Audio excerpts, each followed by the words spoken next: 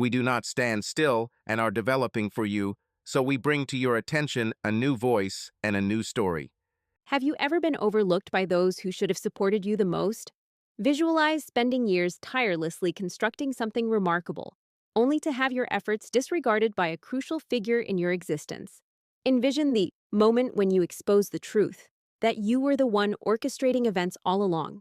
Today's narrative revolves around a woman who reversed the situation in an astonishing manner against her father.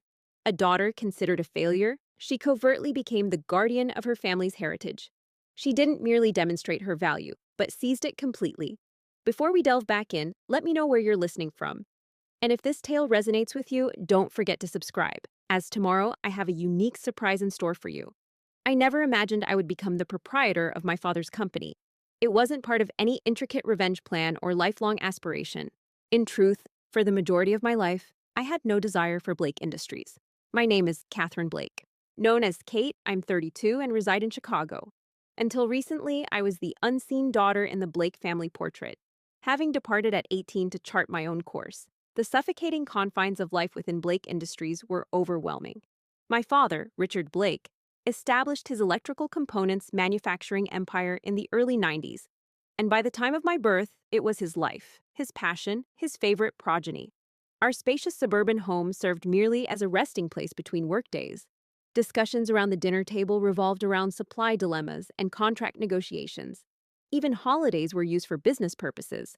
Thanksgiving often included potential investors at our table, while Christmas parties served dual purposes as celebrations and networking events.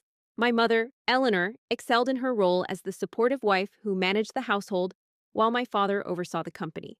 My brother, David, adhered to the script too. He was 4 years older and had been prepared since childhood to inherit the family business. From age 15, he accompanied my father at work, went to the appropriate business school, married a suitable woman. Meanwhile, I was the wild card in the family equation. I wasn't exactly rebellious, rather, I was unique. While the family valued tangible structures and concrete assets, I found myself drawn to the intangible framework of finance. Where they saw parts and production lines, I perceived capital movements and market discrepancies. Unlike them, I didn't yearn to construct things. Instead, I desired to comprehend the mechanisms that supported builders. My father never grasped my fascination with finance. To him, it was an unwelcome necessity, a realm handled by men in suits who lacked understanding of the genuine work involved in manufacturing. Whenever I showed interest in economics or strategic business, he'd dismiss it as mere shuffling of papers. It's not building anything, he'd say. It's just rearranging documents. When I declared my choice to pursue finance studies at Northwestern rather than engineering or business management, my father's disapproval was evident. He covered the tuition cost without protest, as I wouldn't fund my education through loans. However, he conveyed that he saw my education as a luxury, not an investment. He expressed his opinion to my mother about women in banking, speaking audibly. "They'll devour and expel her within 5 years," he said. I graduated with high honors. I secured a distinguished position at an exclusive investment firm focusing on industrial sector revitalizations. I earned a reputation for identifying value where others saw only risk. Yet, these achievements failed to make an impact at home. At family events, my father would introduce David as his son, the heir of Blake Industries, and me as Katherine, his daughter.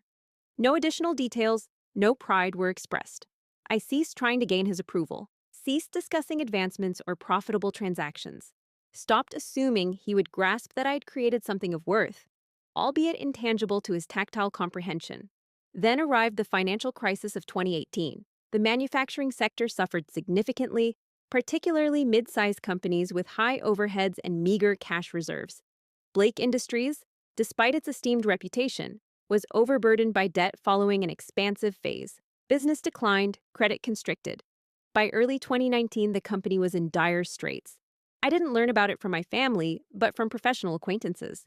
Blake Industries required emergency funding. Several banks had rejected their plea. They were contemplating selling substantial assets at a loss. My father never contacted me. I presumed he was too proud.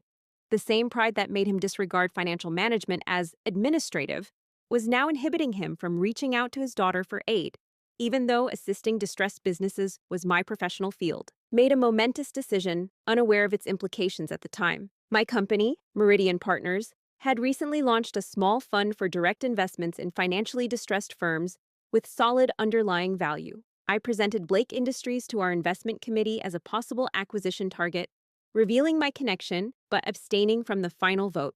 I passionately advocated that the company was undervalued, viable, and with proper financial restructuring could regain strength. The committee agreed, yet added a condition: I would personally manage the investment, using an intermediary to sidestep family intricacies. That intermediary was Alex Chen, my associate and confidant. To my father, Alex represented a group of private investors intrigued by Blake Industries, unaware that he was acting on my behalf. The deal included simple terms. The investors would supply capital and financial acumen for a controlling stake. In a setup where they retained operational positions, significant financial decisions needed investor consent. For a man swelling with pride and on the brink of bankruptcy, it was the most viable choice. My father endorsed the documents in June 2019, unaware that his daughter had assumed control of the company he had constructed. I had no intention of disclosing my involvement. The arrangement functioned smoothly, with Alex passing on my instructions. My father and brother executed them, leading to the company's gradual recovery.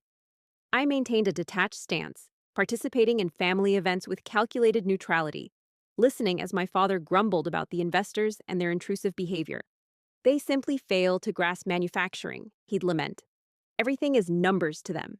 I'd express empathy, suppress my irritation, and steer the conversation elsewhere. Had it not been for last year's Thanksgiving dinner, this peculiar balance could have persisted indefinitely. However, that event marked a significant shift. Deep-rooted wounds necessitate acknowledgement, and truths, especially those paired with cranberry sauce and shattered beliefs, must be voiced. The day started ordinarily enough. I, carrying a bottle of wine and a shield built from years of practiced detachment, arrived at my parents' house. My mother, as customary, embraced me excessively. Caroline, my sister-in-law, kissed my cheeks and began recounting their recent vacation details. David greeted me with his usual blend of condescension and familial warmth. "The banker's here," he declared, slapping my shoulder. "How's life? Moving papers around, Katie?" I managed a smile. "Successful." "And the factory floor, Davy?" My father emerged from his study last, financial documents still in hand despite the holiday. His greeting was routine, a nod, a brief Catherine, before resuming his focus on the spreadsheet that held his attention. Dinner commenced at exactly 4 p.m. sharp. Eleanor Blake adhered to traditions with military discipline. The turkey was carved by Richard, the wine was poured by David, and roles were as rigid as the family's hierarchy.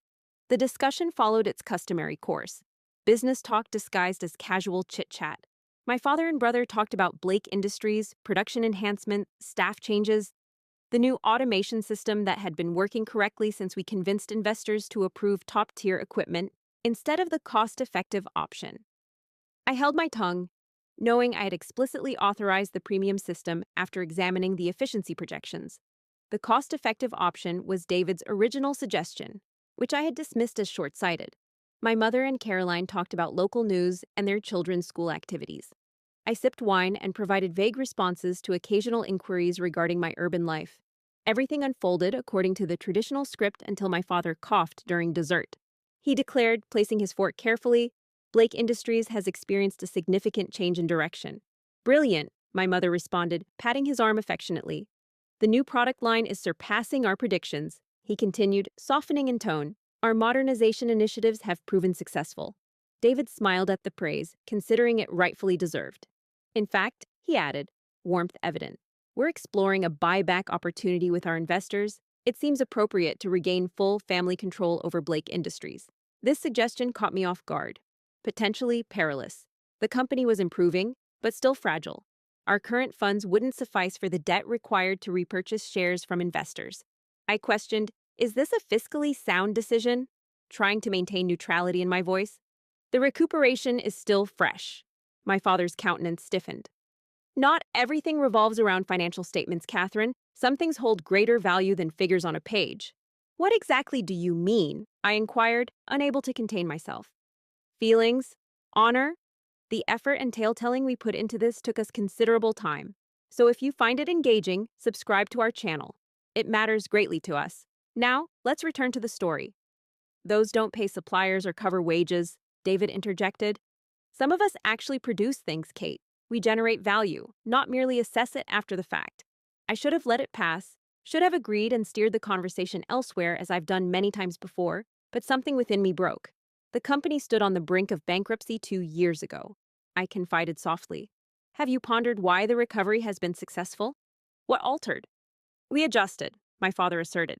We endured the hardship through determination and experience. In your downtown office, you are unaware of many things as you shuffle papers.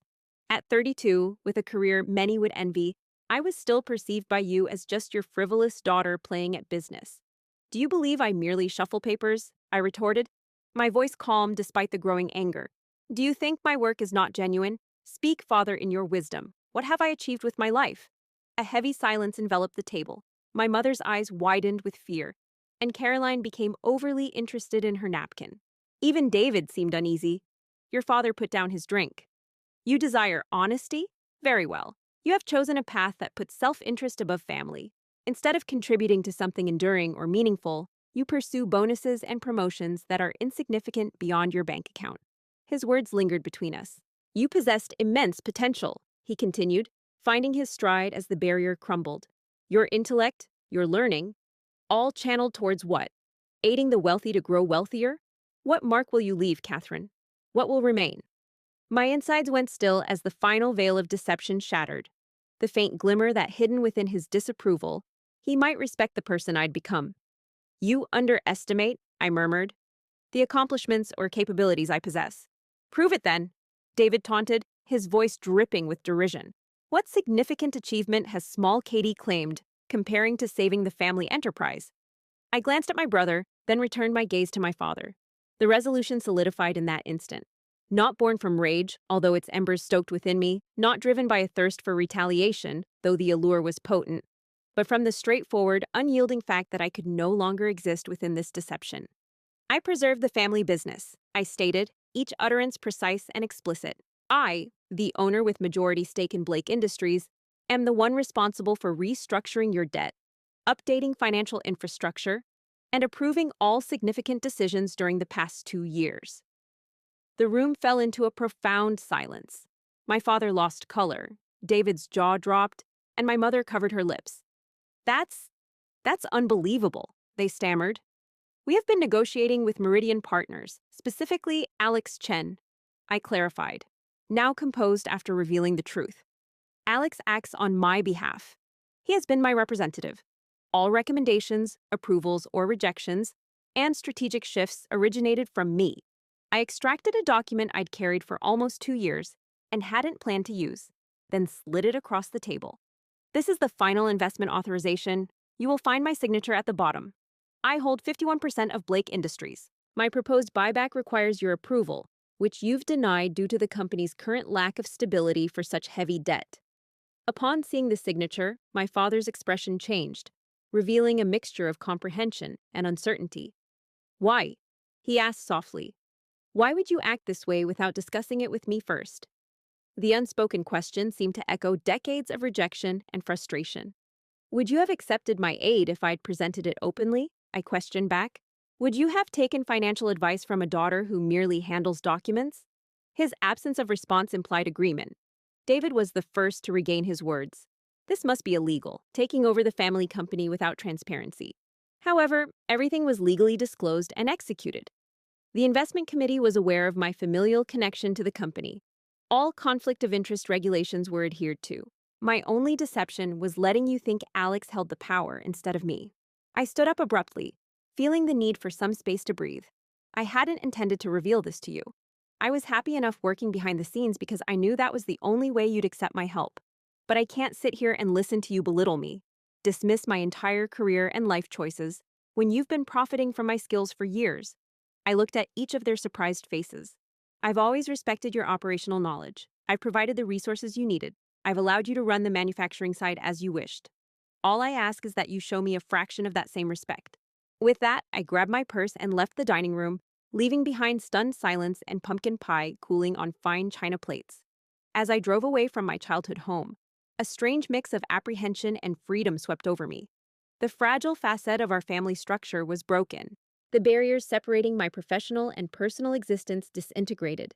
The aftermath would entail issues like legal disputes and undeniably emotional repercussions. Yet beneath the apprehension flowed an unusual sensation: liberation. No longer the need for deception, suppressed corrections, or sacrificing my knowledge to safeguard male ego. Whatever the future held, it would at least be truthful. That night, I remained in my downtown apartment, viewing the Chicago skyline, my phone continuously buzzing on the coffee table, messages from my mother, voicemails from David, no response from my father. I muted them all, filled a large glass with scotch, and endeavored to comprehend the significant change I had just instigated. For 2 years, I had lived a dual existence: an obedient daughter during family events, a hidden CEO in meetings. The partitioning had left its mark, but it also provided protection. Now those barriers were demolished, and I felt exposed, surprisingly vulnerable, even with all the power at my disposal. At midnight, Alex phoned me. I only answered once. "Your father contacted me," he started abruptly. He wasn't particularly friendly. "I can guess," I responded, observing the ice dissolving in my glass. "I apologize for pulling you into a conflict." "Don't worry, I volunteered for this." Alex paused, though I hadn't anticipated the disclosure during dessert, particularly pumpkin pie. "Neither did I." I sighed, rubbing my temples. What had he said? That he requested a meeting tomorrow morning? That he was working with lawyers? That he couldn't believe we conspired behind his back? It was vivid. I closed my eyes. Are we legally exposed? Alex, who was both my coworker and safeguard in this agreement, had previously been an attorney before joining Meridian. He structured the deal to ensure full transparency with all concerned parties, except, naturally, my father and brother. "No," he said firmly. "The acquisition was by the book. You disclosed your relationship. The committee determined their final decision autonomously. Your role in post-acquisition management decisions was uncommon, but acceptable considering your company position. The proxy arrangement is customary when investors aim for a level of detachment. Communicating decisions instead of you performing them directly isn't illegal. However," he cautioned, "legality aside, this situation could become complex." I agreed with his assessment. Business transactions can be recorded, regulated, and judged. Family conflicts are messier, deeper, and harder to resolve rationally.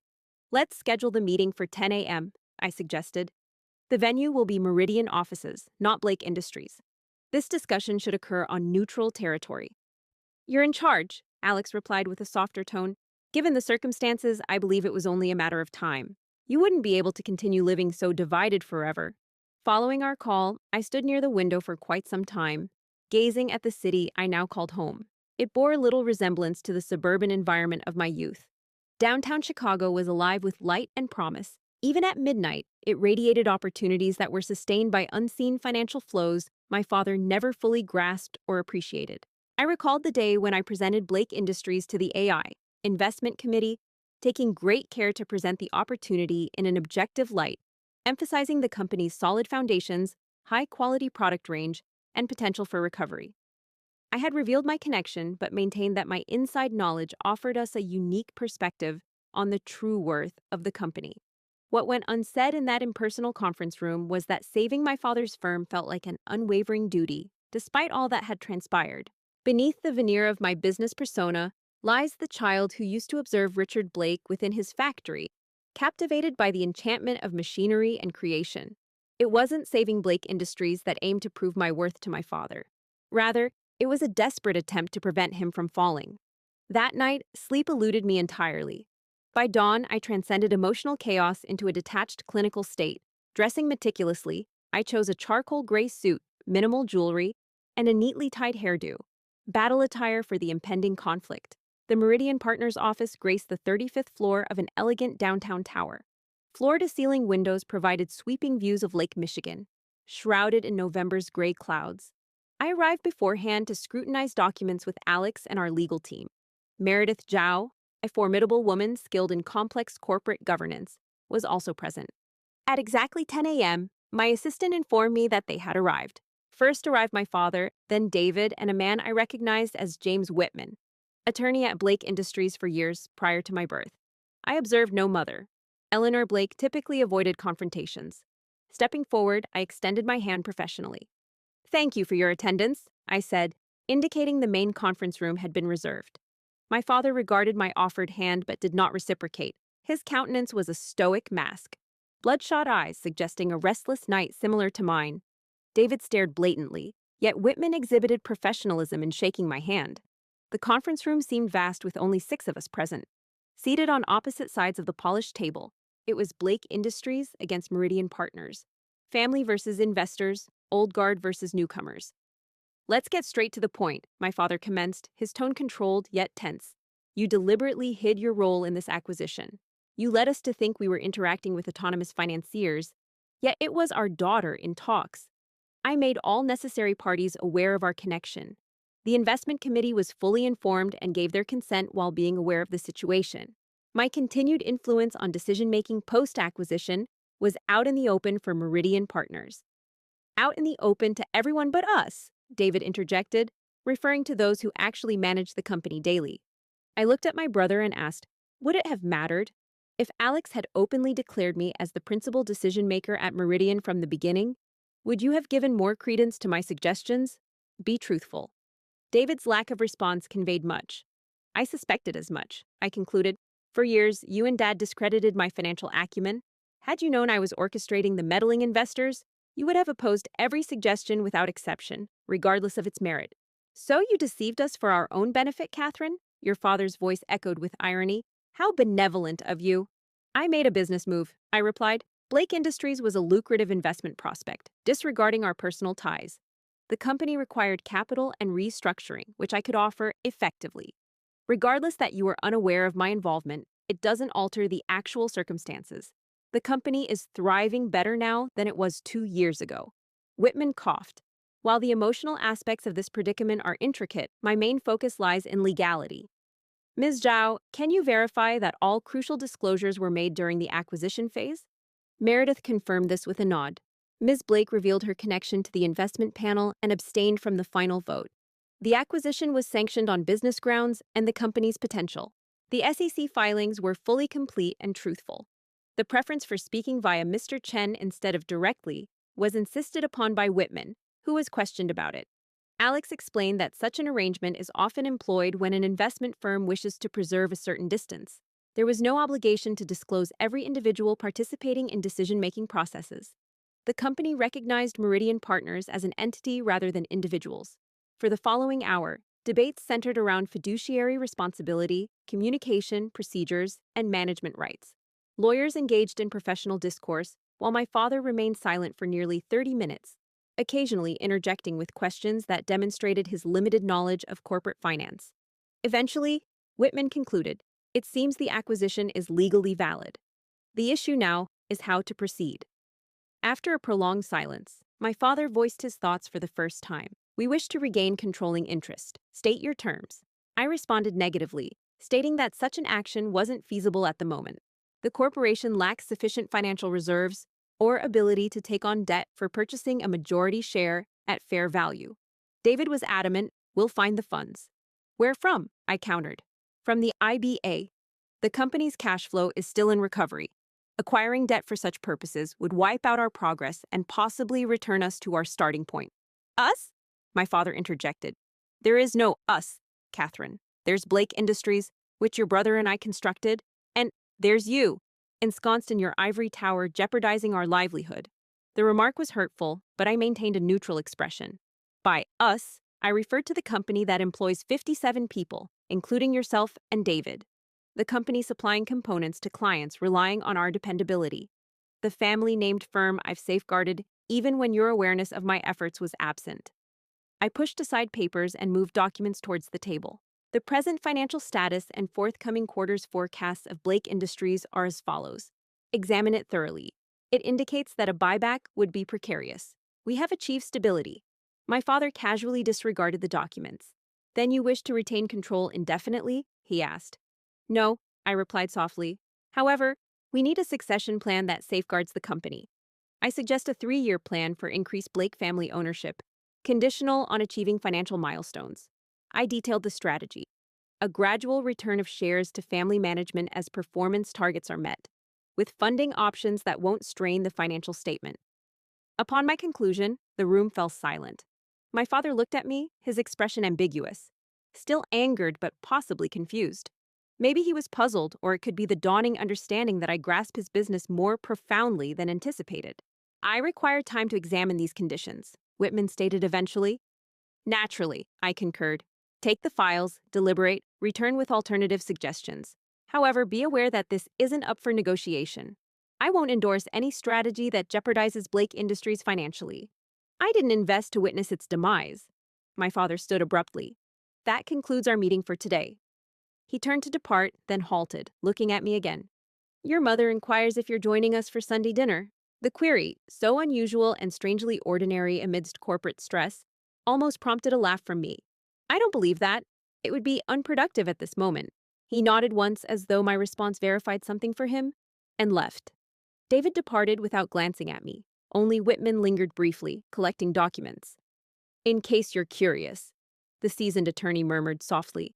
The company is indeed stronger than it was 2 years ago. After departing, I slumped into my chair, feeling drained suddenly.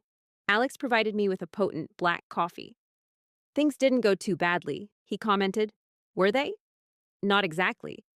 You seem confident. The meeting had maintained a professional facade, but beneath it lay undercurrents of betrayal and dissatisfaction that no corporate contract could resolve.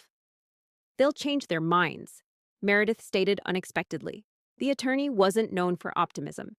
The figures don't lie. When they objectively evaluate the financials, they'll recognize your strategic decisions have benefited the company. This isn't just financial matters, I clarified, acknowledging our shared understanding. It's about family, about legacy.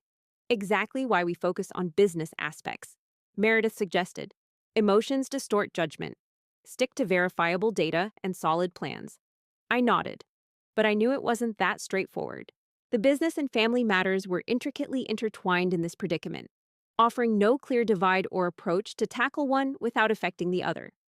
The subsequent days moved in a state of suspension. I immersed myself in my work, dealing with other clients and investments in an automated manner, all while awaiting a response from Blake Industries. My mother contacted me daily, her messages amassing as I was uncertain about what words to offer the woman who had silently endured decades of my father's rejection. On Friday afternoon, Alex arrived at my office door. We have received a counter-proposal from Blake Industries, he said. I accepted the document with a mixture of apprehension and intrigue. The conditions were largely as I had suggested, with minor alterations to the financial indicators and timeframe. It was reasonable, businesslike, and bore no relation to the emotional turmoil between my father and me. They have agreed to most of your terms, Alex commented, sounding taken aback. I assume Whitman's intervention played a role. He's always been pragmatic. So, we have a deal? I glanced at the contract page where my father, as president, had already signed his name, Richard Blake. It seemed so formal, so devoid of emotion. We've struck a business agreement, I countered. Not the same thing. I then signed my name beneath his. Katherine Blake, managing director. 2 different branches of the Blake dynasty on one page, divided by a chasm larger than the distance between our signatures. What's next? Alex inquired. Now we execute the agreement. Maintain the financial supervision. Start the slow transfer back to family control. I closed the file. Business as usual, but it wasn't. Over the following fortnight, every encounter with Blake Industries was tinged with a new tension. My suggestions, previously communicated via Alex and usually accepted without question, were now subjected to examination and opposition. Reports arrived late. Answers to questions went unheeded. The professional rapport built over 2 years disintegrated abruptly.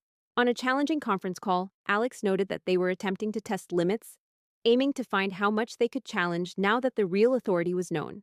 I had expected resistance, but its ferocity caught me off guard.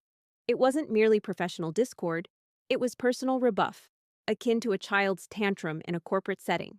By early December, the situation had become unbearable. Important year-end decisions were being postponed, and the transition plan was faltering even before it had started.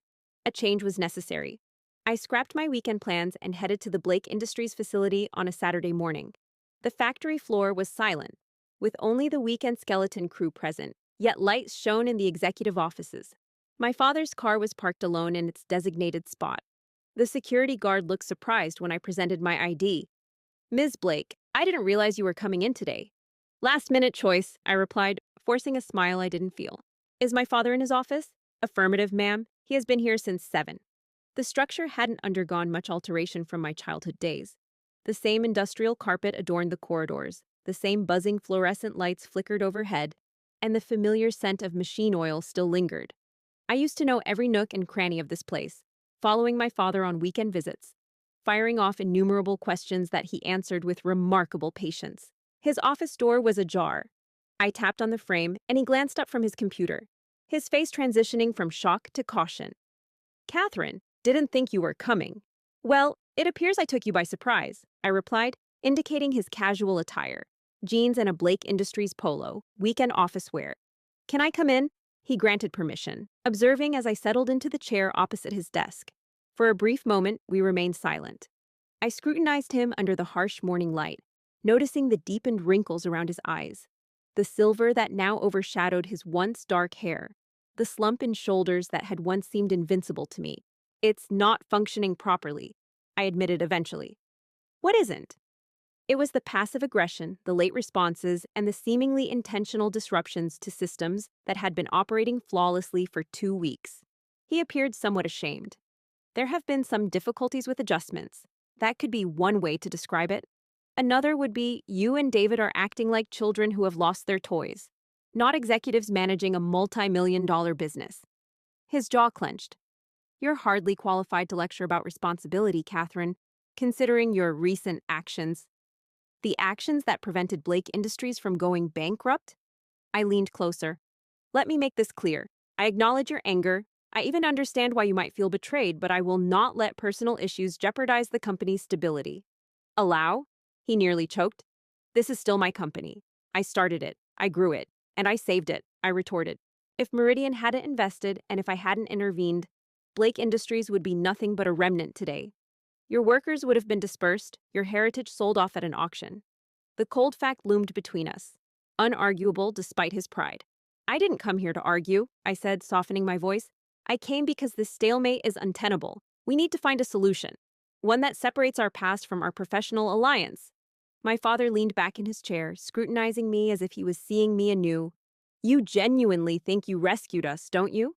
"It's not a thought, Dad. It's demonstrated in every financial report, every performance indicator, every client retained that would have been lost. The company's current state versus 2 years ago isn't debatable." He remained quiet for a while, then motioned towards the window overlooking the factory floor. "What do you see when you gaze out there?" I wondered where he was heading. I perceived 4 decades of my life, devices I chose myself, manufacturing processes I devised, personnel I recruited, trained, and guided. His voice echoed only deep fatigue. "When you invited your investors?" I hesitated. "You arrived," was my thought, believing it marked the end. The dismantling, the selling for parts, the reduction to figures on a ledger. "That wasn't the plan," I replied softly. "I understand that now." He faced me again. "The modifications you made, they weren't just financial manipulation. You comprehended the business. You preserved what functioned while repairing what didn't." His reluctant acknowledgement surprised me. That was the crux of it. Blake Industries wasn't inherently broken. It required financial reorganization and operational adjustments. "This leads to a question," he asked, leaning in. "Why didn't you approach me directly? Present your skills honestly? Why the complex deceit?" The query struck at the core of everything. The underlying issue wasn't merely the business deal, but the damaged relationship that necessitated it. "Would you have heeded my words?" I inquired straightforwardly. "Could you have accepted financial guidance from your daughter? The one who merely organizes documents? The one who opted for finance instead of engineering? The one who didn't measure up to David in your eyes, according to you?" His reaction indicated the jabs found their mark. "For my entire adult life, you've undervalued my career, my decisions, my knowledge," I continued, my words pouring out once the barrier was breached. "You referred to me merely as your daughter, while David was the future of Blake Industries.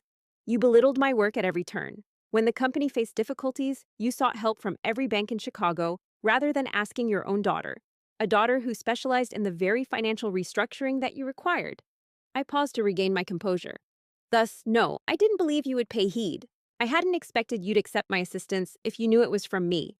And your response at Thanksgiving confirmed that assumption. The office remained quiet, punctuated only by the beeping of a forklift and the humming of the heating system. as signs of a functioning business amidst the owner's personal strife. I've been unfair to you, my father admitted after a prolonged silence, each word appearing reluctant. I didn't grasp your realm, your work. I viewed finance as detached and unrelated to actual production. I was mistaken. His delayed admission felt empty now, arriving too late and insufficient. I no longer seek validation from you. I responded unexpectedly. It's about finding a way for us to collaborate beneficially for Blake Industries. Can we manage that? Can we put the past aside temporarily to execute this transition plan effectively? He scrutinized me for a while before replying, You've evolved, Catherine. You seem more rigid lately.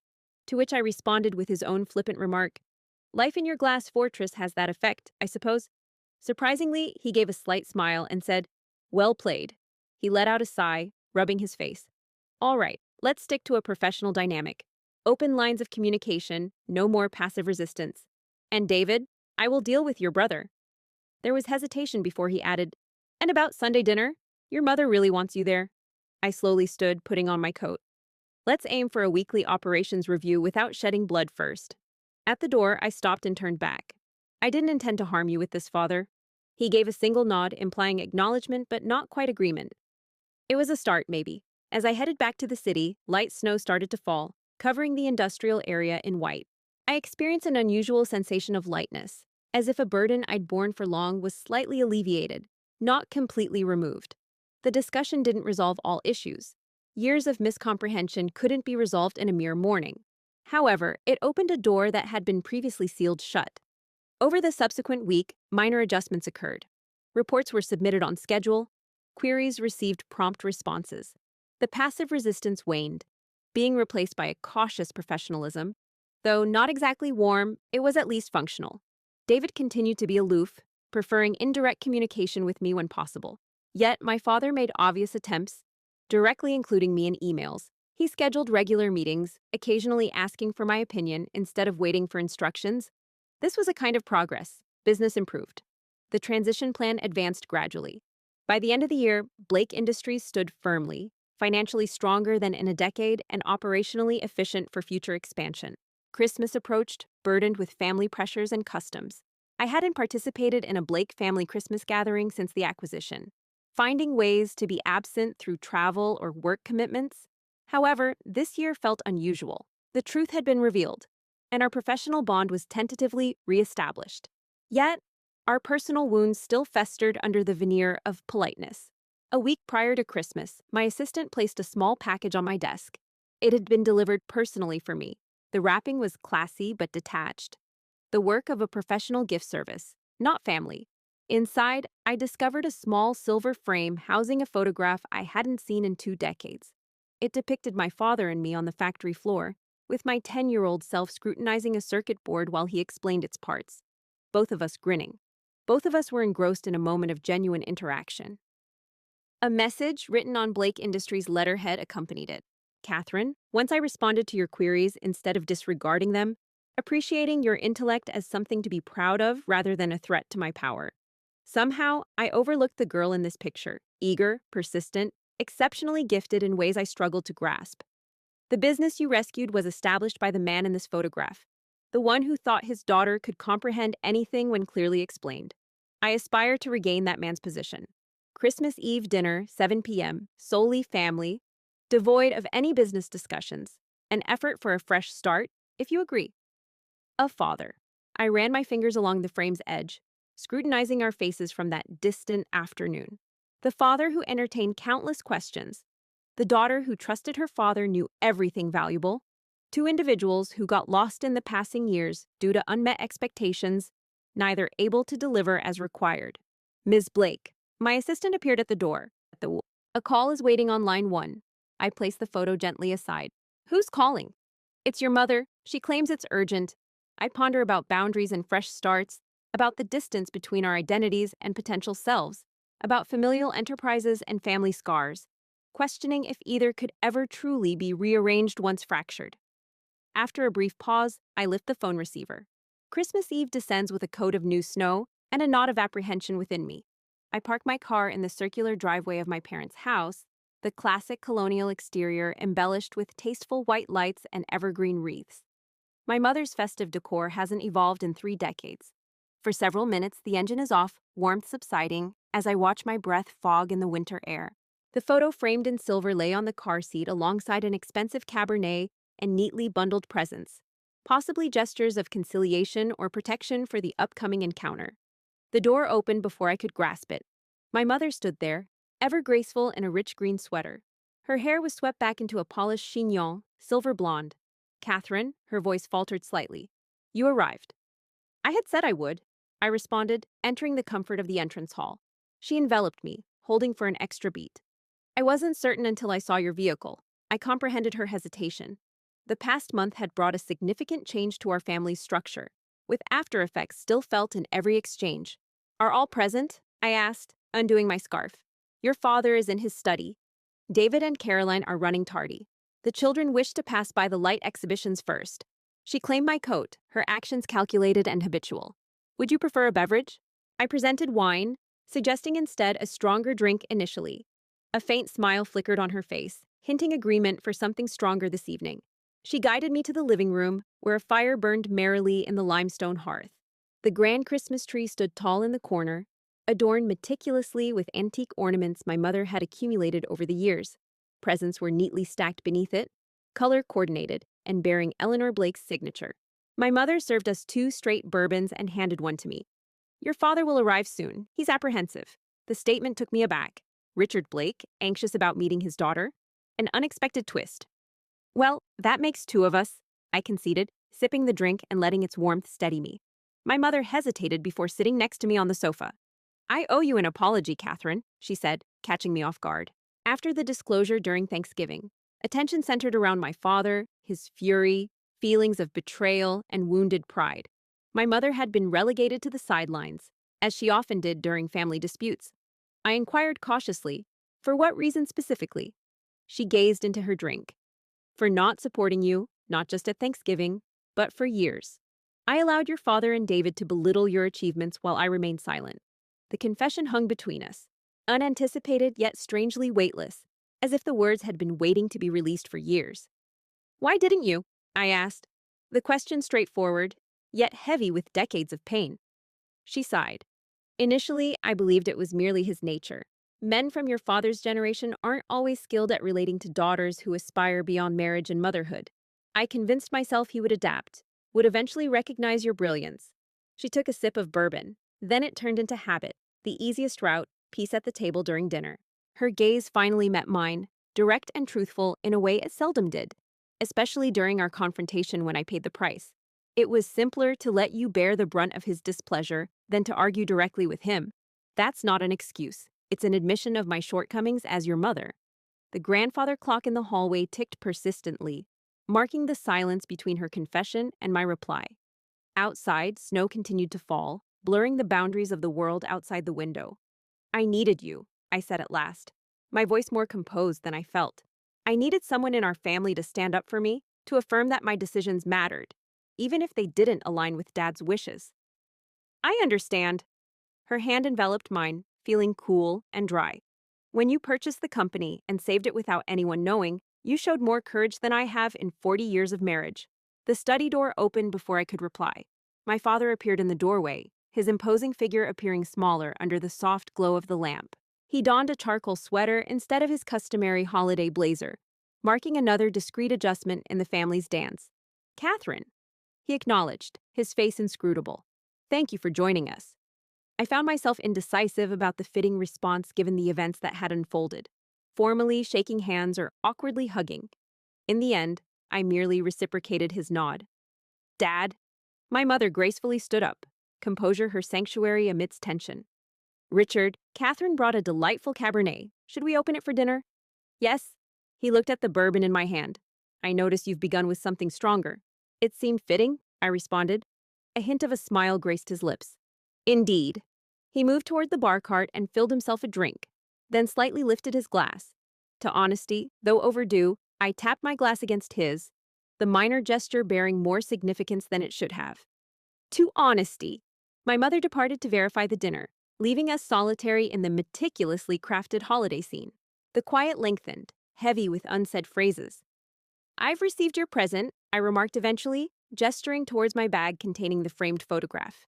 It was surprising, in a positive manner, I trust. He moved to his favorite armchair, the one reserved for him in our family hierarchy. Indeed, I returned to the sofa. I had forgotten that occasion. I hadn't. He gazed into the fire. It was during the factory's annual open house. You were 10 years old then. You asked numerous questions that day, making Bill Johnson, my head engineer at the time, joke about putting you on the payroll as a quality control inspector. The memory flickered slightly. Summer warmth, the background hum of machinery, the satisfaction of being taken seriously by the adults in your father's world. You answered every question, even the ones that likely seemed foolish. They weren't foolish. They were insightful. You perceived connections that even some of my senior staff overlooked. He stirred his bourbon. I was proud of you on that day. His revelations sank like a stone in tranquil waters, causing waves of emotion to expand. What's changed? I queried softly. He didn't feign ignorance. You matured, began shaping your own views, making your decisions independently. Decisions that elude my understanding. He sighed, and I stiffened. Became more entrenched in my view of what Blake Industries required, what the family needed. What you required, I corrected softly. He nodded, his admission evidently difficult. What I believed was necessary, a son to mirror my footsteps, a daughter who would, he paused, marry a man like David, give birth to grandchildren, remain ornamentally on the sidelines? Something similar, he conceded. It sounds outdated, I admitted. Outdated lived unspoken, I reminded him. The front door opened, admitting a blast of cold air and the commotion of arrival. David's voice, Caroline's lighter tones, children's eager chatter about Christmas lights and Santa's impending visit, the heartfelt dialogue disintegrated, replaced by reality's intrusion. David materialized in the doorway, his face tightening upon seeing me. Kate, you arrived. I had promised as much. I echoed my prior statement to my mom. Caroline trailed in, looking graceful yet stressed. Our niece and nephews followed, with 8-year-old Ellie leading the way, breaking the tension by rushing to embrace me wholeheartedly. Aunt Kate, did you bring us gifts? Mom said you might not come, but I told her you wouldn't skip Christmas because no one misses Christmas. I returned the hug, appreciating the innocent affection of a child unaware of corporate acquisitions or family power struggles. Ellie Belly, I assure you, I would never miss Christmas. And indeed, gifts are tucked away in my bag. The evening unfolded with the peculiar duality typical of holiday gatherings, a veneer of normalcy concealing profound upheaval. We migrated to the dining room where my mother had excelled herself. The crystal and silver-adorned table brimmed with holiday opulence. Wine flowed liberally, perhaps excessively, encouraging open speech and relaxed attitudes. Through the initial course, discussions were carefully steered towards innocuous topics, such as weather, children's school activities, and Caroline's philanthropic endeavors. However, by the main dish, the superficial tranquility started to unravel. Blake Industries had secured the Westridge contract. Davidi mentioned, emphasizing his cut of meat unnecessarily. This achievement was not due to financial freedoms from our investors, he stated pointedly. His declaration sparked an undercurrent of tension in the room. My father cast him a warning glance. We had agreed, no business talks tonight. My mother reminded him gently but assertively. Yet? David questioned. Did we? The situation appeared artificial given the elephant in the room. I placed my fork down deliberately. If you have something to say, David, just say it. But perhaps not with the children present. Caroline rose quickly. Kids, why don't you go watch that Christmas movie in the den? The adults need to discuss some important matters. After the children departed, persuaded by dessert promises, the fragile truce disintegrated entirely. You embarrassed us, David said, seething with controlled fury. Is it not clear to you what it feels like to discover your younger sister has been manipulating you like a puppet master for years? That every business decision for 2 years was subject to her approval? As humiliating as being disregarded as inconsequential by my family for a decade, I retorted calmly, as humiliating as having my career diminished to mere paper shuffling while you took credit for the financial restructuring I executed. That's irrelevant, he argued back. How so? Because your dismissal was private, whereas mine was public. Because you're a man and I'm a woman? Pray, educate me about the distinction. My father coughed. This isn't constructive. We concurred. To restart tonight with fresh perspectives. No, you agreed, David interjected sharply. I was informed of the decision, just as I'm always told after the fact. Similarly to how Kate has been managing us via her representative for years, I deliberately took a swallow of wine to avoid getting provoked. The choices I made through Alex were founded on solid business principles. The company's results demonstrate this fact. The company was stable prior to your involvement, David asserted. Inaccurately, I countered, the company was merely 3 months away from bankruptcy. Your growth plans had depleted our financial resources beyond recovery. Your approach to client acquisition focused on an unsuitable market sector. Your operational expenses were excessive and unsustainable. To everyone's surprise, Caroline, who typically remains quiet during Blake family disputes, voiced her opinion. She was correct, David acknowledged. My father had expressed the same concerns when you sought a loan. The company was in dire straits, he warned. David fixed his gaze on his wife, betrayal evident in his expression. You didn't tell me that, he said. You didn't ask, she responded softly. Instead, you were preoccupied with blaming external factors like the economy, competition, and others, rather than acknowledging your own mistakes. The silence that ensued was tense and fraught. The intricately arranged Christmas Eve meal transformed into a battleground of unspoken truths. Dad put down his glass with cautious precision. It's time we clear the air completely. Not merely about the business matters, but about our family. I glanced at him, taken aback by the firmness in his tone. I'm open. We've spent decades talking over each other, acting based on assumptions rather than direct dialogue. He scanned the room. This changes tonight. For an hour as the food cooled and candles dwindled, the Blake family had a conversation that was remarkably honest for all of us.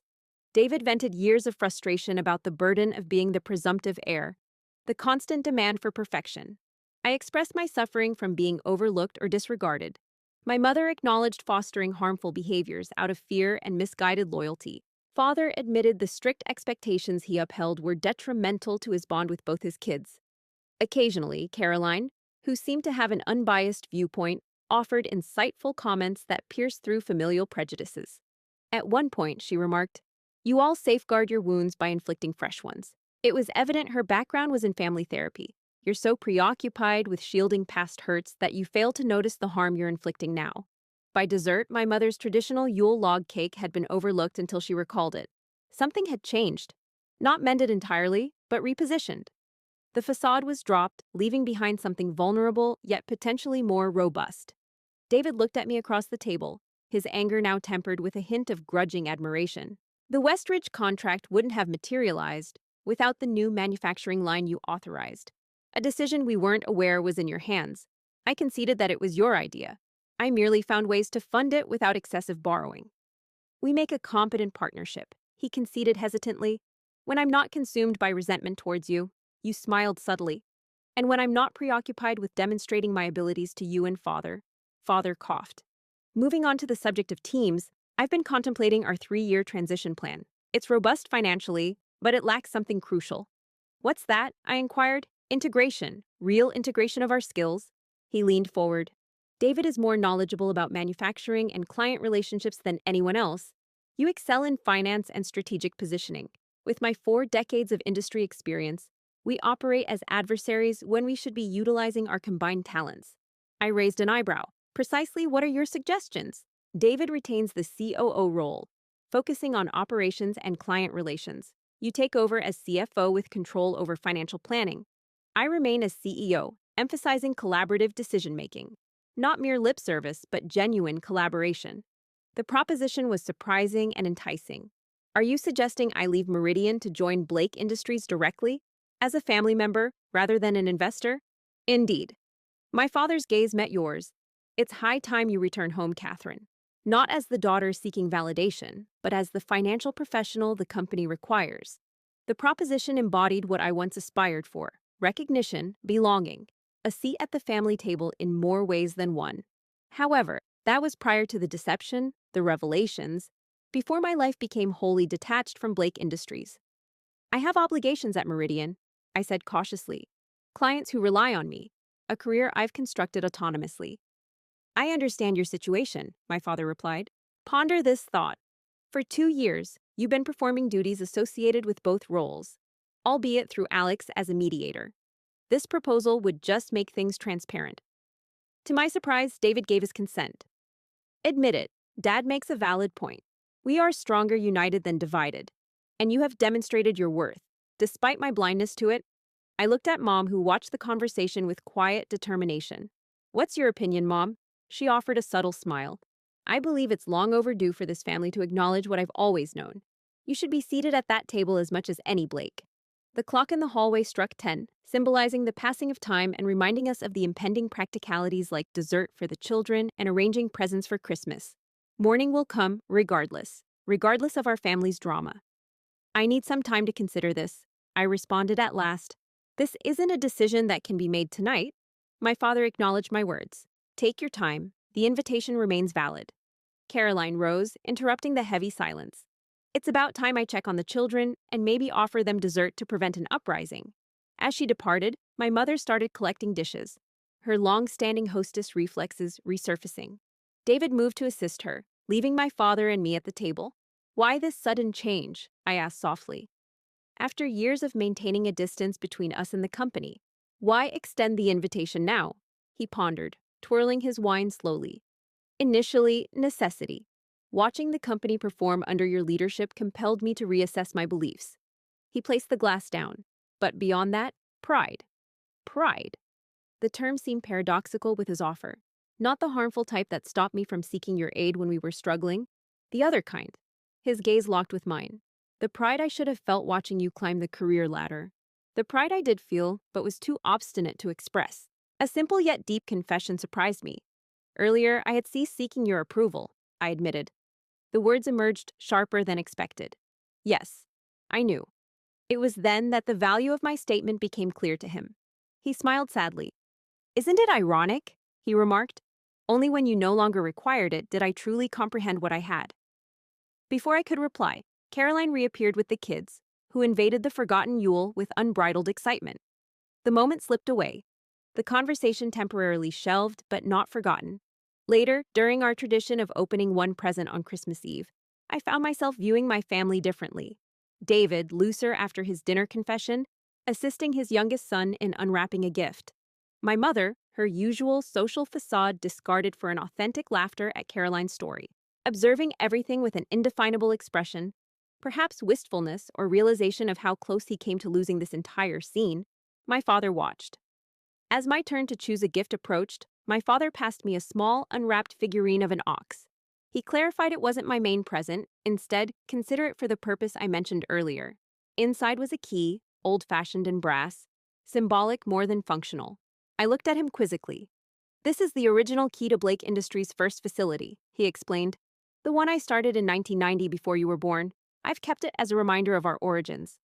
As I inspected the key, feeling its weight and history, I wondered why he was giving it to me now. Because beginnings and foundations matter, he whispered, his words intended only for my ears, despite the family nearby. Whatever your decision about officially joining the company, you've already strengthened its foundation when it was on the verge of collapse. The gesture, significant yet subtle, struck a chord deep within me, stirring the longing for recognition and connection to my father's inheritance. Thank you, I replied, enclosing my fingers around the key. The night gradually unwound, with David and Caroline collecting their slumbering children, promising an early return for Christmas morning's breakfast. My mother navigated through the house, snuffing out candles and adjusting temperatures, her routine as consistent as it had been for decades. I found myself in my father's study before leaving, inexplicably pulled towards the familiar space that had once been off-limits, the sanctum of Blake business, a realm not meant for a daughter with dreams other than business. He appeared beside me, both of us holding glasses of brandy. A drink for the journey?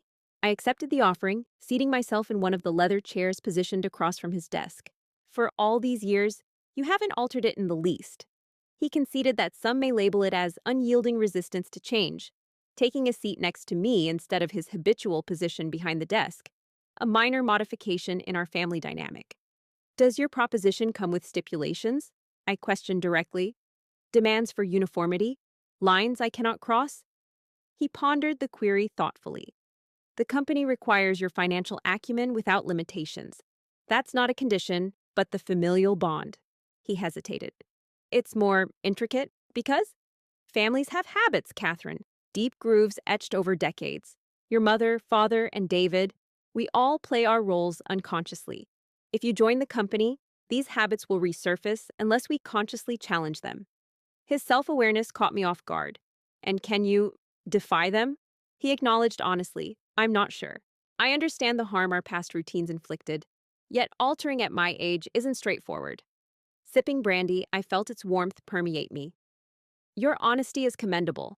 Honesty seems a necessary starting point under the circumstances. He scrutinized me from his glass. You've created something impressive at Meridian. I would comprehend if you opted to uphold your autonomy. The unasked for, unconditional recognition of my individual success felt particularly significant. I will ponder the offer thoughtfully. Not only the professional aspects, but also the personal ramifications. He agreed with a nod. That's all I could hope for. For a while, we enjoyed a quiet companionship, the fire's crackle and my mother's occasional movements being our sole distractions. It wasn't tranquility, yet it was as close as we had been in years. Upon rising to depart, he escorted me to the door. Snowfall ceased, rendering the world quiet and altered. Winter's cover turned everyday vistas into something magical. "Merry Christmas, Dad," I uttered, the usual phrase carrying unusual gravity. "Merry Christmas, Catherine." He paused before appending. "Regardless of your choice about the company, please don't estrange yourself from this house. Your mother yearns for you, and so do I."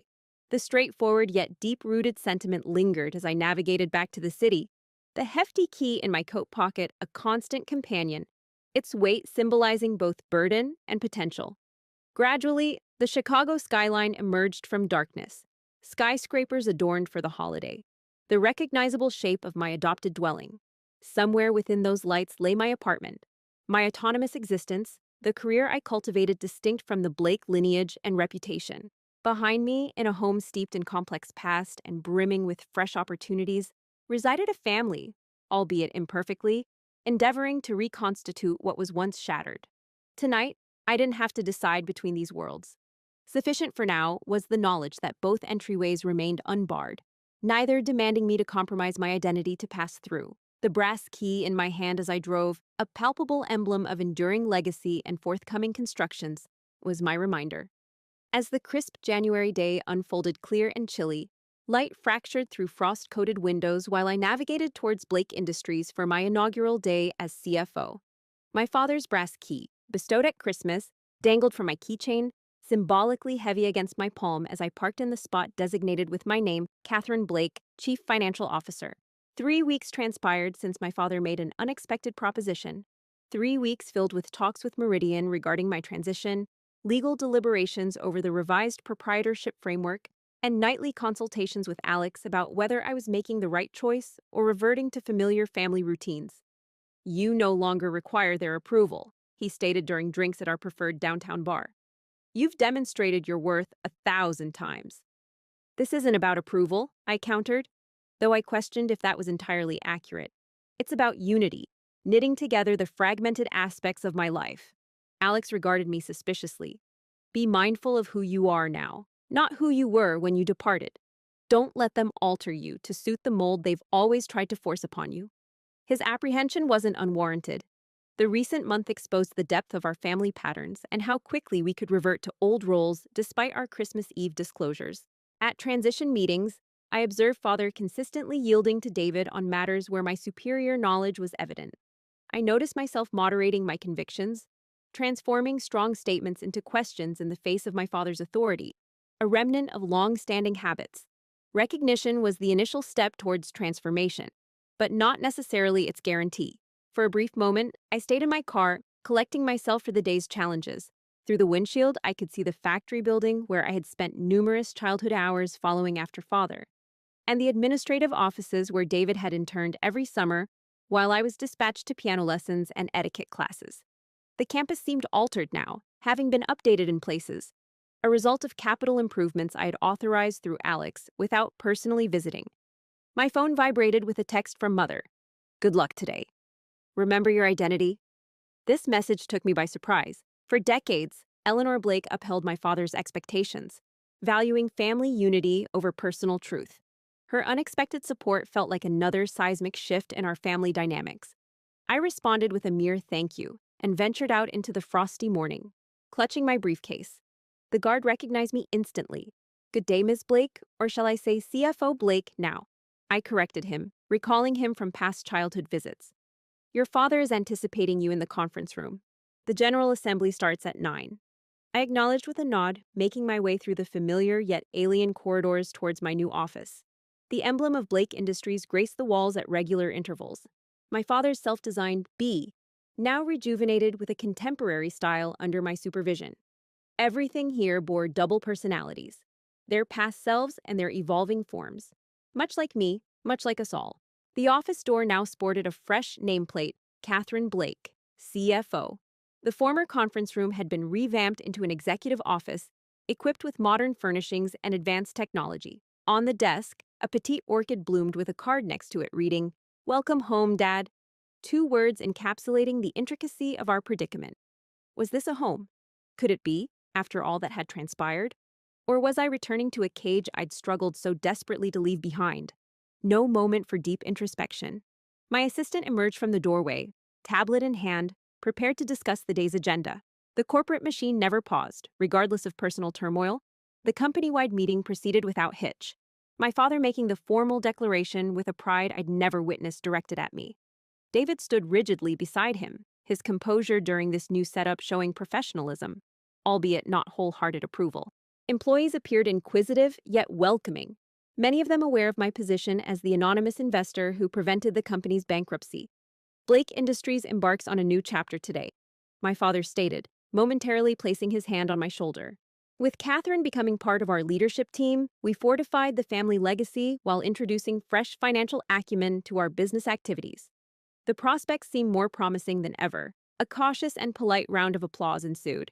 Change often breeds apprehension, particularly in a company where traditions have been upheld for decades. I would need to gain their trust, not merely presume it. The Blake name or my father's endorsement wouldn't suffice. The true test was yet to come that morning during our initial meeting with the revised team structure in place. My father sat at the head of the table, me and David on either side, like opposing forces striving for balance. Leading officials occupied the empty chairs, observing the family interactions with cautious curiosity. First topic at hand, my father started, referring to a tablet on the table. The Morrison acquisition was it. David, you've been spearheading the preliminary talks. What's our current status? My brother sat up straight, pushing papers toward the table. Morrison is open. Their manufacturing skills match ours, and their client list would grant us access to the aerospace sector we've been aiming for. The asking price falls within our estimated range. I quickly scanned through the financial data, identifying concerns that apparently no one else had noticed. I marked them. These forecasts appear overly positive. Their EBITDA has dropped for 3 consecutive quarters. This caused David's jaw to clench. They provided an explanation for it, a temporary obstacle due to facility renovations. I pointed out, though, that these should have been capitalized, not written off as expenses. Running expenses through their income statement instills doubts about their financial openness. Looking back and forth between us, my father struggled internally between siding with David and recognizing my competence. What do you suggest, Katherine? He asked, a straightforward, respectful, unconditional question that felt like a minor victory. I quickly added, I'm not suggesting we abandon the deal. Instead, I proposed, we require further scrutiny. I suggested reviewing their finances more carefully before proceeding. If there are legitimate explanations for the inconsistencies, it's acceptable. David seemed poised to argue, but ultimately nodded reluctantly. That's, well, reasonable, he said. I can postpone the upcoming meeting until we've completed our review. My father nodded, shifting focus to the next agenda item. The instant slipped by peacefully, a subtle sign of the balanced relationship we were forging. My financial skills acknowledged, David's operational expertise. Respecting my father as a mediator instead of a dictator, this pattern persisted throughout the day. Minor frictions, fine-tuning of our roles. By evening, I harbored a cautious optimism about the agreement, though exhausted from the continuous vigilance needed to sustain the new balance. As I prepared to depart, my father showed up at my door. Fancy a drink in your office before you leave? A tradition for new executives? I accompanied him to the corner office, which had been his since before I was born. Over the years, it transformed. Modern tech, stylish furnishings, but still held the familiar essence from my childhood. The same worn leather sofa I'd rested on during weekend visits, the same wall filled with photos depicting Blake Industries' expansion. The expanded and framed photo he'd gifted at Christmas caught my attention, now hanging conspicuously among the corporate achievements. You had it reprinted, I noted as he poured 2 whiskeys. It seemed fitting. He handed me a glass. A memory of where we began, where we deviated, where we might return, maybe. We momentarily fell into comfortable silence, the customary act of shared drinks serving as a link over our intricate past. Well, he eventually said, your first day as CFO, thoughts? I pondered the question, difficult, fruitful, peculiar. I swirled the amber liquid. It feels both comforting and radically new. Like returning to a house where everything's been rearranged, he suggested. Even the people. He acknowledged my sentiment. Change isn't easy for any of us. David is adapting. Will he ever regard me as an equal partner in this company? I asked point blank. My father sighed. Your brother must traverse his own path. Is David prepared to accept you as a co-pilot in this company? Throughout his life, he was led to believe that he would assume my role and wield my authority. Now, he's being asked to co-own that future, with someone he regarded as a minor figure in the Blake Industries narrative. I clarified, I was never peripheral. He replied, perhaps you and I simply didn't understand your potential role. I admitted that his observation caught me off guard, as Richard Blake had not been known for his acumen in interpersonal dynamics, particularly family matters. When did you develop such psychological insight? I inquired, only partially joking. A hint of melancholy flashed across his face. After nearly losing my company and daughter in the same year, he said, a man reevaluates his beliefs. We fell silent once more. The burden of history hung between us heavily. Despite our attempts to progress, Teresa in HR told me you turned down the corner office they offered you, he eventually disclosed. Any specific reason for that? The office had initially been assigned to David, but my arrival altered the executive structure, making its acceptance symbolically challenging. I was unwilling to take it.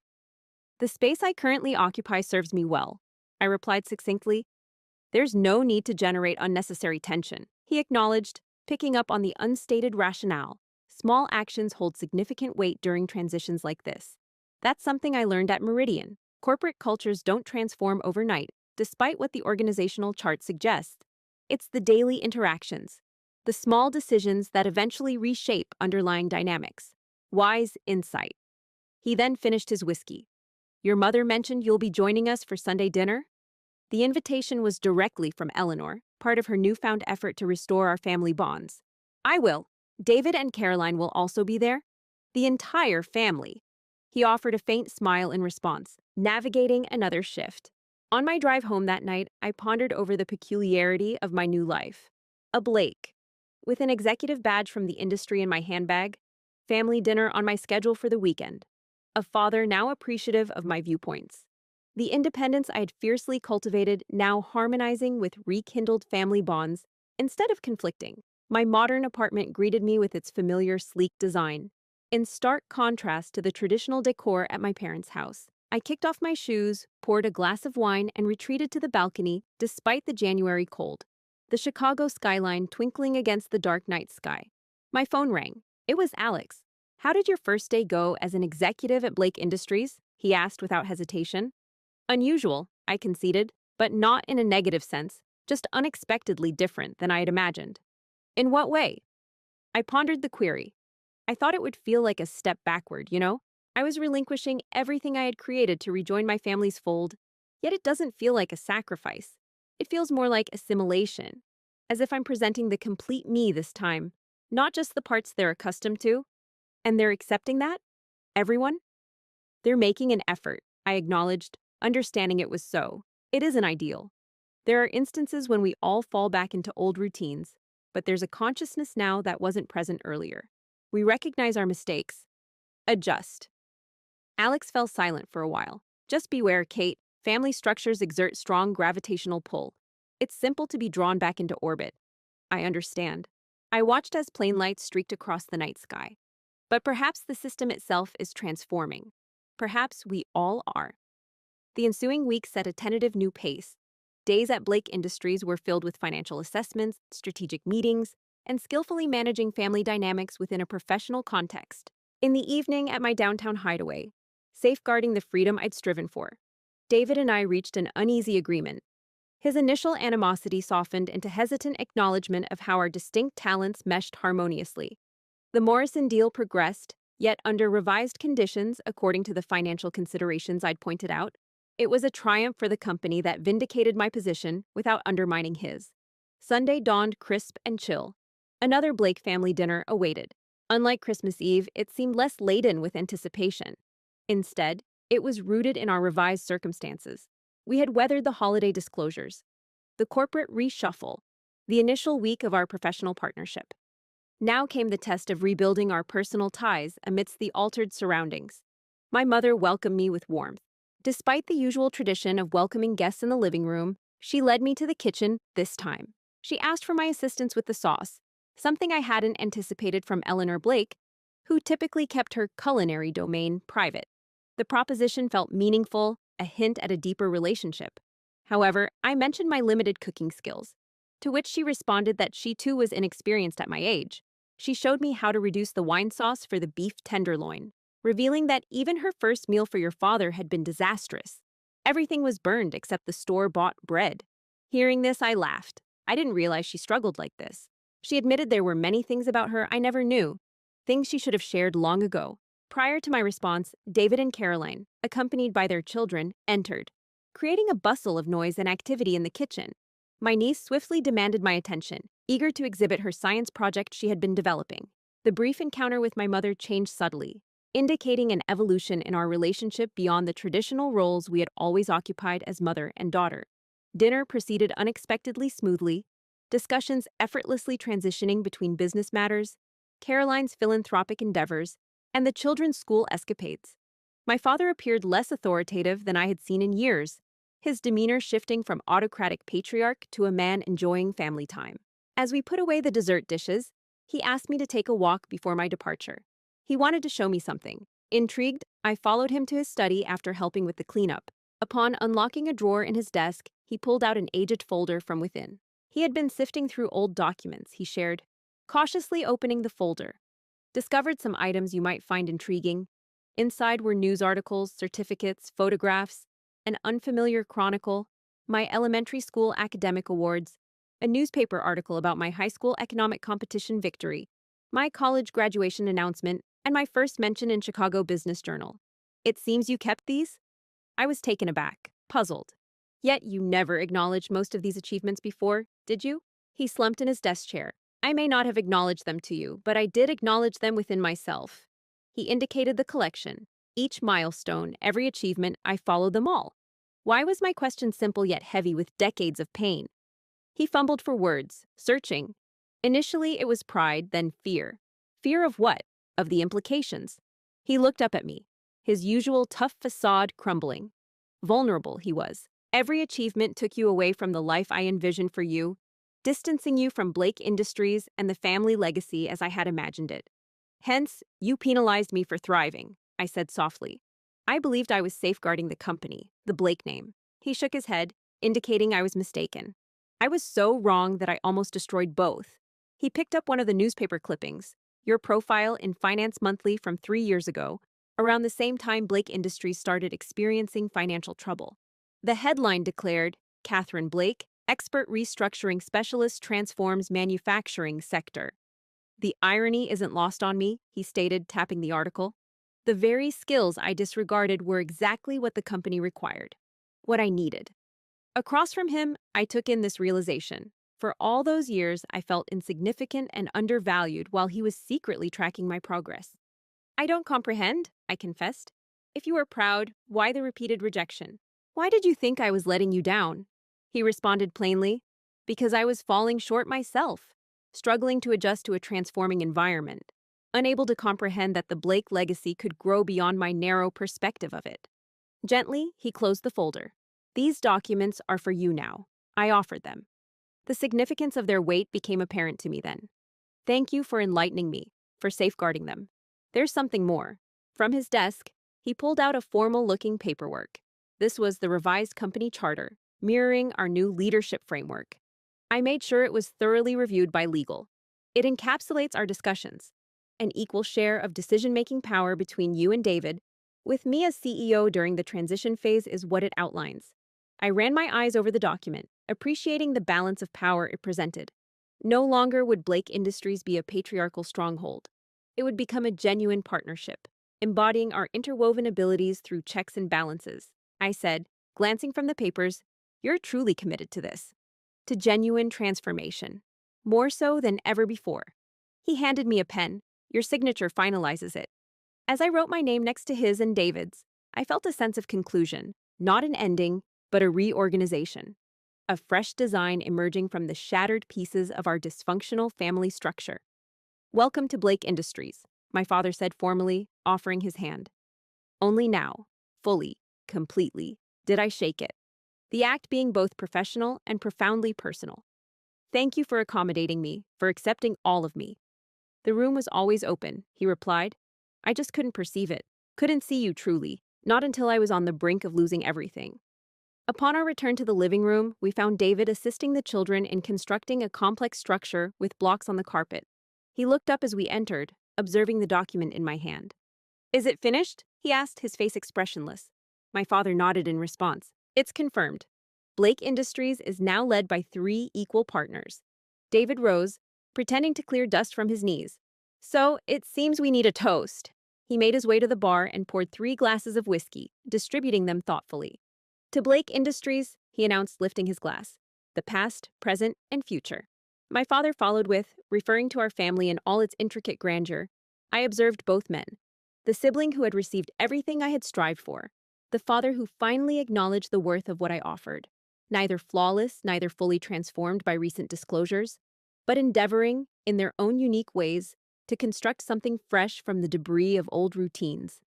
"To integration," I replied, concluding the toast. "Of enterprise and family, past and future. Who we were and who we're evolving into." As our glasses rang against each other, I noticed my mother watching from the doorway, her countenance a blend of pride and melancholy. With Caroline by my side, I contemplated the Blake triumvirate, her gaze thoughtful. The children on the floor, unaware of the moment's significance, constructing their own structures from nearby items. Family, business, legacy, integration. These thoughts crossed my mind as we shared a whiskey, a moment of unusual accord. Later that evening, alone in my downtown apartment, I unfolded the folder my father had handed me, laying its contents on my dining table. A timeline of my life, as he saw it, distinct from how I lived it, tinted by his own constraints and apprehensions, but still authentic. My phone vibrated with a message from Alex. "How was the family dinner?" I pondered an honest yet complex response. Transformative, promising, precarious. I chose different. In a positive way, "We're discovering new rhythms." His swift reply followed. "Ensure the new rhythms encompass the true you." I smiled, appreciating his care.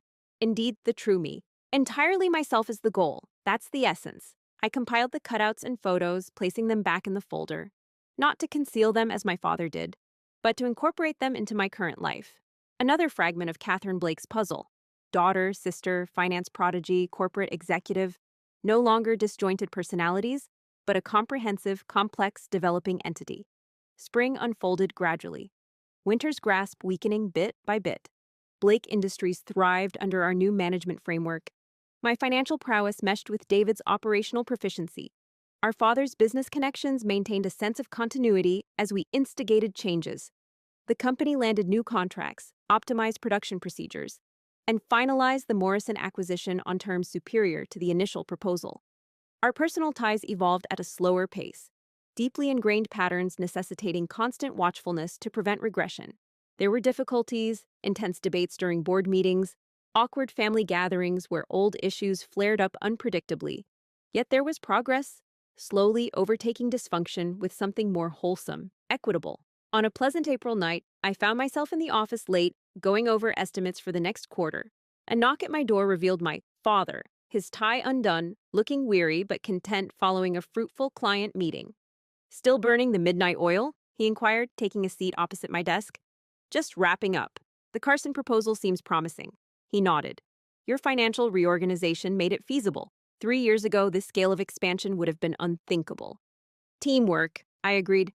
"David's manufacturing adjustments greatly reduced our expenses." "That's what makes it rewarding," he pondered. "The 3 of us. Different viewpoints, shared objective." He looked around my revamped office, now adorned with artwork and family photos, such as one of the entire Blake family from Easter. "You've transformed this place into yours." He acknowledged. "It feels correct," I conceded. "Being here, being a part of this." "Are there any second thoughts about departing Meridian?" I pondered his question deeply. Not precisely regrets.